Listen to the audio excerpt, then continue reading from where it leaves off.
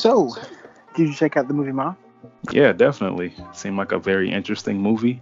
From the trailer, it looked like it was going to be like a Jordan Peele type of movie, horror thriller that makes you think. Okay, minus the slowed down R&B hip hop music. Yeah, of course. There was no memorable music in this, I don't think. There wasn't, unfortunately. No, I could see that. I think it started off kind of slow. You're kind of waiting to see what you see in the trailer to happen. When she snaps. Mm-hmm. I mean, she definitely seems off, kind of like maybe 5 minutes into actually seeing her.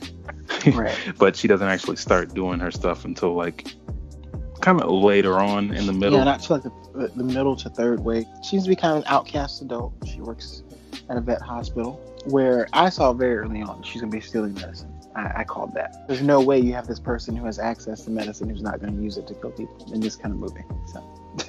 Yeah, I think she used a horse tranquilizer. It starts out with these, 4 or 5 kids in high school. High schoolers, right. Also, these movies with these high schoolers who party and drink all the time, I just find it so unrealistic. I'm like, well, maybe my life is just boring. I don't even like hearing about this kind of stuff happening. Yeah, it probably does happen. We were just left out of it. I guess. I don't know. Just having your own van, the whole optics of it all. I was like, that can't be true. But anything, this is a message to young people that you should be wary of any adult who's willing to buy you alcohol. No questions asked and leaves you on a dirt road. There's a certain point where you're like, okay, this is weird. Why does some older lady want to let us use her space? Just willingly and freely, she gives us drinks. Like, okay, what do you want in return here? I think the only person who actually was trying to object to it was the black guy. At the beginning, he was like, no, let's not go in here. And then they all just go, and it just goes from there. But I think Octavia Spencer, she did a great job. I'm not really familiar with all of her other work, but yeah, she did a great job. She is. I mean, she has an Oscar and a few other awards. So I think she did a really good job becoming this particular character. You know, she was in The Help, she was Minnie, and she's been in other films.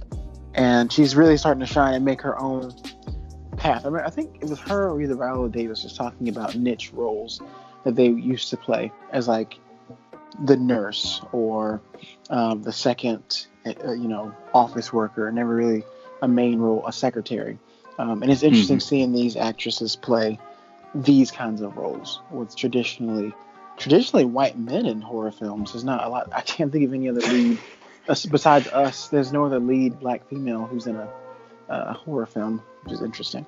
I think it's a stretch to call it a horror film because it's more of a thriller. It's not really scary. It doesn't have the jump scares in it. I am curious about what the deeper meaning behind this movie is, if there's any.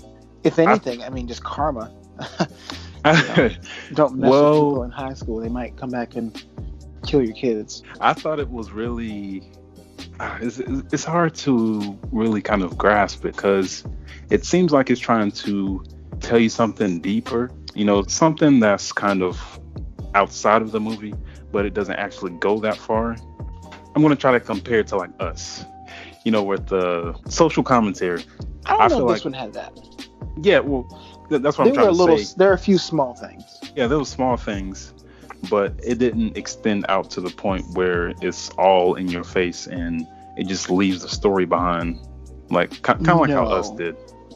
No, this one, the only things that I saw that were kind of social commentary would be overprotective parents who act that way because they're living through their child and they have some trauma themselves, being Ma, protecting her daughter, not wanting her to be social in school, wanting her to be sick so she can be at home and not be bullied because she was bullied, which is interesting. Did she use the horse tranquilizer on her daughter? Because they never said that, but I'm trying to think whether daughter was actually sick. Was she actually making her sick? I think it was a little bit of both. It was kind of like the true story about the woman who made her daughter sick and forced her to stay in a wheelchair. In that one, she was on medicines and had surgeries and convinced the doctors to do things to make her be more sick. But in this case, they didn't really elaborate, so I think she just didn't allow her to get up or anything. I'm not sure if she actually gave her medicine. I wouldn't be surprised. She was able to walk sometimes. Well, whenever Right. she felt like it, really. Whenever she felt like it. So that's why I said I'm not sure if she was actually on medicine or her mom was just telling her to do that. Then I don't know if you caught the line whenever towards the end of the movie, whenever she's pretty much given all them horse tranquilizers, and she paints the black guy's face white so that he can only be one of us. That was interesting. So Yeah, she, I think that also the token black kind of thing. That's only one. Yeah. I also think that extends from her high school life because they didn't show any other black people in her school, No, and they she was the didn't. only one getting picked at. And in a way, it kind of makes her twisted in her mind because she only thinks there's only room for one black person because I guess that's how Right. she grew up in school. In some ways, she may have been jealous of him as well, that he was able to blend in. Yeah, She was the least friendly to him. yeah, and he didn't really have that many lines. He didn't. Another I guess thing the is casting director also said there's only room for one, her daughter might have gotten the same amount of lines. if not And more. she was barely in the movie. Let's get to the story because it develops into Ma. She invites them back to her house. Everything's cool until the point where they're like, you know what? Let's not hang around Ma anymore, and that's when Ma actually starts, Right. It's going kind of bad. weird. This grown woman's having us over for parties.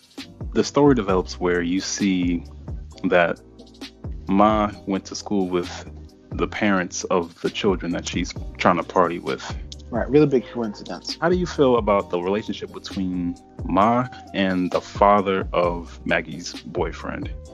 If anyone, I mean, she's the most right to be bitter towards him. He Okay, you're just right. tricked her into going into the closet You're with some right. other random She dude. initiated it. But she was just completely humiliated at that point back in her past. Maggie's boyfriend's father, I don't even know his name. I forget. They might have said it one time. Brad? I don't know. It could be He any looks name. like I a don't Brad. know. Probably. But she ends up getting revenge on him. And I thought it was funny. Pretty much. For She's a gonna treat him while. like the dog he was. Yeah, gives him those are her dog exact blood. words. Yeah. But I found it funny that she was about to, cut off his junk, but then she's like, oh, no, Right. I'll just No. poison you. And even at the end where they're fighting back and she gets stabbed in the back and you're thinking she might die, and then she just gets up and walks away like it's nothing. Yeah, of course not. She's, evil. So she's invincible. They made it seem that way. Well, maybe this is actually a part of M. Night. Was it Shyamalan? His universe? His universe. And she is one of the metahumans. I guess so. But it's also weird at the end where she goes back to lay with Maggie's boyfriend's father. Right. She wants to die. Because deep down, she still likes him. Yeah, even after all of that, Yeah.